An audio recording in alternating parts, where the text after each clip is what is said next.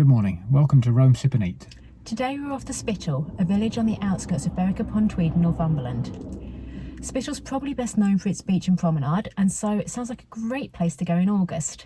One slight technical hitch: when we woke up this morning in the Scottish borders, it was 7 degrees, and we've checked the forecast for Spittal, and it's forecast to be a balmy 15 degrees, which for those of you that work in Fahrenheit is high 50s. So we'll see what a chilly day in Spittal in August brings us. We hope you'll join us. So, safely arrived in Spittal after about a 50-minute journey. Not too bad. Some road resurfacing going on, and only one tractor. Yeah. That was pretty good. Yeah, so that was a bit of a win. We are parked in, and if I move my head I can see the sign, South Greenwich Road car park. It's quite a small car park, but it is right near the beach in Spittal, so we thought we'd see if we could get in here first, and if we couldn't, we'd go to one of the larger ones slightly further out. We were greeted as we drove into Spittal with rain. Yeah. It was forecast, but it wasn't forecast to arrive till this afternoon, so we thought we were going to escape it, but just sitting in the car and hoping that it's going to stop, and regardless of whether it does or doesn't stop, next stop is going to be a coffee. Definitely. It's a bit blustery, but hopefully you can hear me okay. As you can see, there is a large children's play park. Just filming it now because there's no kids on it, so good opportunity to do so. It also has a little splash area, although that is currently closed, and here are the car park details. And then there is where we're heading for our coffee. Okay, so that didn't go quite to plan. The 8-9 tables in the Promenade Cafe Bar in Spittal were all taken when we came in. I think the entire over 60 population of Spittal was in the cafe or queuing for a table in the cafe. So we've gone for a takeaway option. But of course, all the benches are wet, aren't they? Because it rained. So we're sitting in the car. Yeah, nice coffee though. And obviously it's a popular place, which is always a good sign. Yeah, and like the cakes and scones and everything looked lovely. And while we were waiting for the coffees to be made, freshly made, so that's always good, someone brought out some breakfast as well, and that looked really good too. So might try and come back at some point, but maybe not on a Friday, and maybe arrive a little bit earlier in the morning. I think it opens at 9:30, so perhaps get there a bit earlier. But yeah, I've got a latte. You've got an Americano with cold milk? I have. And £7.40 for the 2 coffees. So in better news, the sun's just come out, so once we finish these I think we'll take a stroll. So there's a better look at the Promenade Cafe Bar.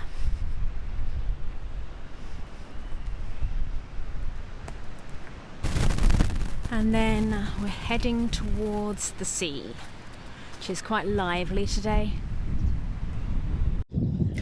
I was thinking that for the sake of the video I might take a little trip on the beach and have a quick paddle, but watching those waves crashing in, that is not happening. You can see though there are actually people sitting on the beach, but what I can't see is anybody without a coat on, apart from that gentleman down there right by this water who you might not be able to see. He is filming himself. He is obviously a lot braver than I am. Welcome to August in Northumberland. And then along the promenade there is a little cafe which we're just heading towards. Hopefully you can hear me over the strong wind. And further down there I can see a very optimistic ice cream van. And then round the back of the yellow and red building, which is the Surfers Coffee Bar, which does coffee, ice cream, hot food, there are some public toilets. Just see the sign for them there. Cannot recommend the public toilets.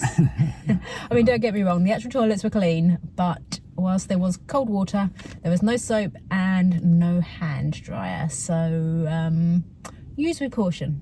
Yeah, although to be fair, the gents had soap, warm water and a hand dryer. Well, that's not fair. Anyway, as you'll have seen, we're back in the car. I've got a thermal top on, under my dress, and a denim jacket, and the wind is cold. Yeah, it really is. A breeze off of the water is quite chilling. Yeah, it's not pleasant.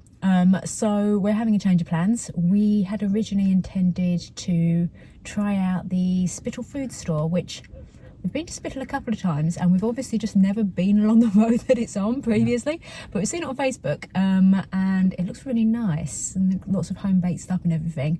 So we were going to go and get a takeaway lunch from there originally, but given that it is chilly, we're going to save that for another day. Yeah.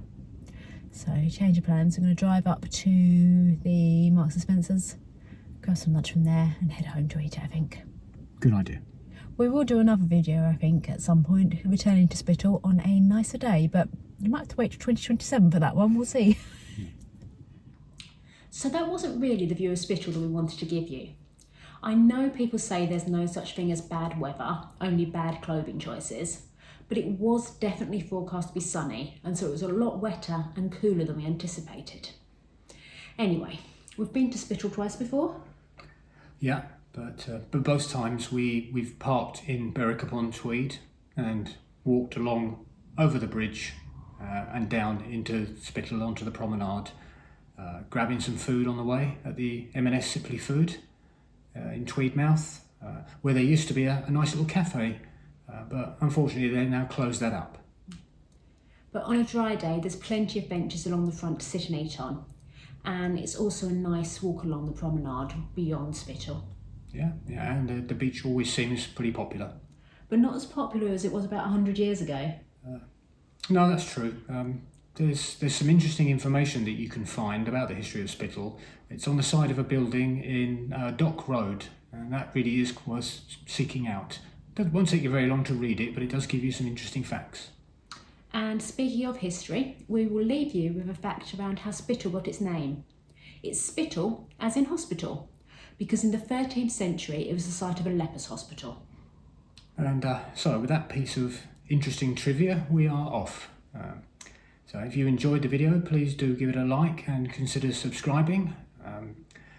We're going to do another video of Spittal, hopefully in better weather, and it'll give you a much sort of more interesting perspective of the area.